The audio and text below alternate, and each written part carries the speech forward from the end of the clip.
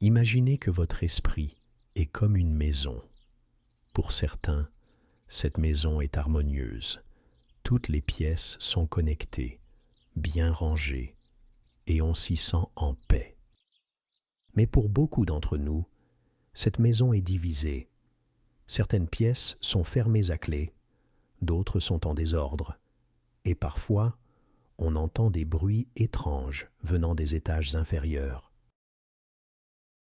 Carl Gustav Jung, un psychiatre suisse né en 1875, a passé sa vie à explorer ces divisions intérieures.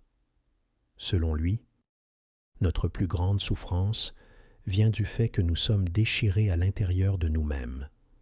Nous refusons certaines parts de nous, nous nous mentons sur qui nous sommes, et cela crée des conflits invisibles qui se manifestent par de l'anxiété, des névroses ou même des problèmes relationnels. Mais Jung ne se contente pas de décrire le problème, il propose une solution, un chemin vers la guérison. Ce chemin, il l'appelle l'individuation. Le mot individuation vient de individu, qui signifie littéralement indivisible. L'idée est simple mais profonde. Pour cesser de souffrir, nous devons cesser d'être divisés. Nous devons nous réconcilier avec toutes les parties de nous-mêmes, même celles que nous rejetons. Contrairement à Freud, qui voyait la psychanalyse comme un moyen de guérir des traumatismes passés, Jung considère l'individuation comme une quête spirituelle. Il ne s'agit pas seulement de soigner une blessure, mais de devenir pleinement soi-même, comme un arbre qui grandit jusqu'à sa pleine stature. C'est un travail sur l'inconscient. Pour Jung, notre esprit conscient n'est que la pointe de l'iceberg. Sous la surface se cache un monde bien plus vaste, l'inconscient, peuplé de figures symboliques appelées archétypes. Jung a révolutionné la psychologie en proposant qu'il existe deux couches dans l'inconscient. 1. L'inconscient personnel, celui que Freud étudiait. Il contient nos souvenirs refoulés, nos traumatismes, nos désirs cachés. 2. L'inconscient collectif, la grande découverte de Jung.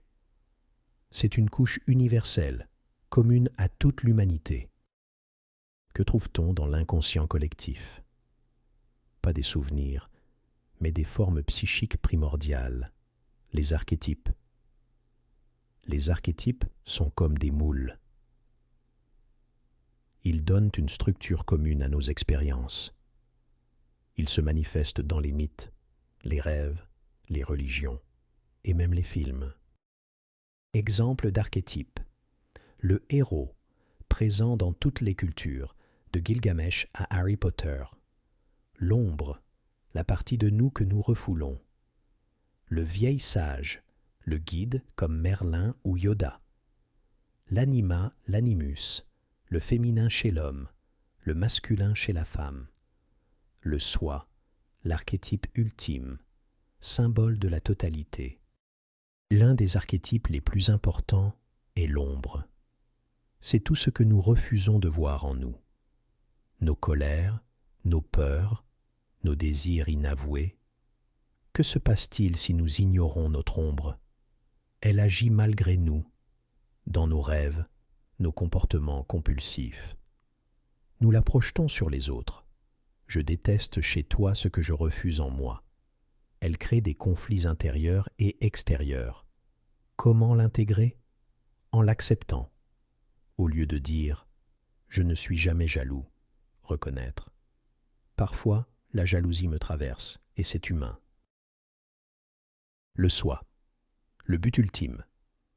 L'individuation nous mène vers le soi, l'archétype de la totalité psychique. C'est l'équilibre parfait entre conscient et inconscient. C'est comme un centre de gravité intérieur, une sensation d'être unifié.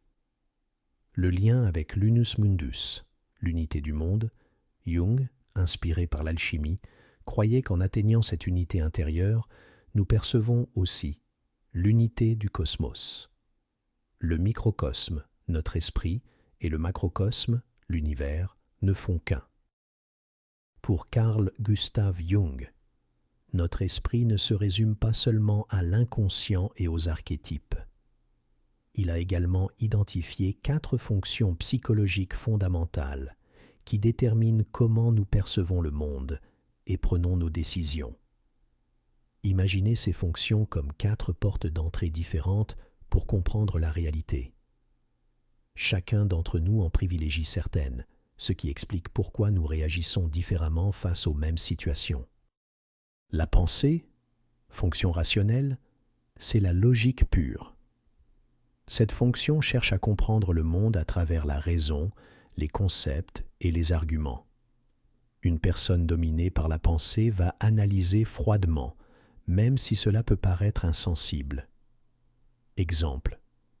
Un juge qui prend une décision uniquement basée sur les lois, sans tenir compte des émotions. Déséquilibre possible. Si la pensée domine trop, la personne peut devenir trop rigide, coupée de ses émotions. Le sentiment. Fonction rationnelle aussi, mais différente. C'est la fonction des valeurs et des émotions. Elle évalue les choses en fonction de ce qui est bien ou mal, juste ou injuste, selon des critères personnels ou sociaux. Une personne sentimentale peut sacrifier la logique pour préserver l'harmonie. Exemple. Quelqu'un qui évite de dire une vérité dure pour ne pas blesser un ami. Déséquilibre possible. Si le sentiment domine trop, la personne peut ignorer les faits au profit des émotions, devenant trop dépendante de l'approbation des autres. La sensation, fonction irrationnelle. C'est la perception par les sens. Cette fonction se concentre sur ce qui est concret, immédiat, tangible. Une personne sensationnelle vit dans le présent, ressent les choses physiquement, goût, odeur, texture. Exemple. Un artiste qui peint en se fiant uniquement à ce qu'il voit, sans trop intellectualiser. Déséquilibre possible. Si la sensation domine trop, la personne peut manquer de perspective, s'attacher trop aux détails et négliger les idées abstraites. L'intuition, fonction irrationnelle aussi, c'est la perception des possibilités cachées. Contrairement à la sensation, qui voit ce qui est, l'intuition pressent ce qui pourrait être.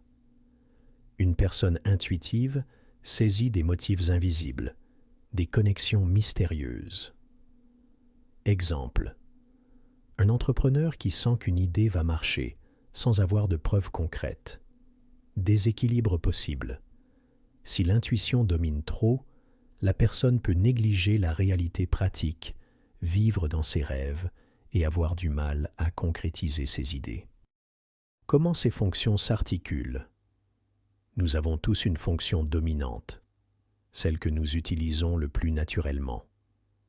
Une fonction auxiliaire qui soutient la dominante. Les 2 autres sont souvent moins développées, voire refoulées dans l'inconscient. Exemple.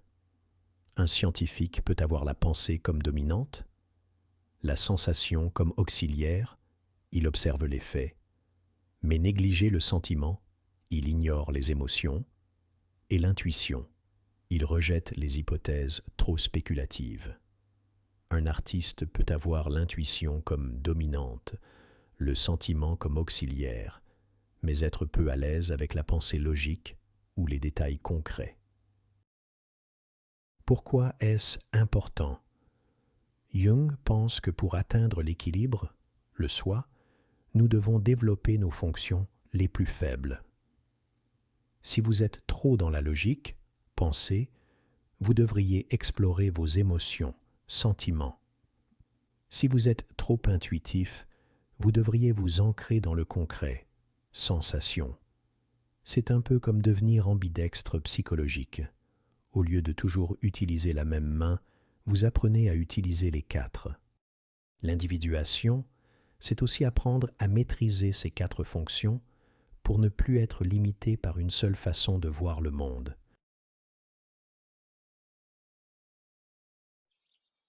devenir architecte de son âme. La psyché n'est pas une prison, mais une maison vivante que nous habitons chaque jour. Carl Jung nous lègue un plan de rénovation intérieure radical. Ouvrez les 4 fenêtres, pensée, sentiment, sensation, intuition, pour laisser circuler l'air et la lumière. Affrontez l'ombre dans le grenier. Ces parties rejetées détiennent des clés de votre puissance. Trouvez le hall central, le soi. Ce n'est pas une thérapie, mais un art sacré. L'individuation est l'alchimie de l'âme. Transformez le plomb des divisions en or de l'unité. Votre défi existentiel. Si votre fenêtre, pensée est toujours ouverte, osez regarder par celle du sentiment.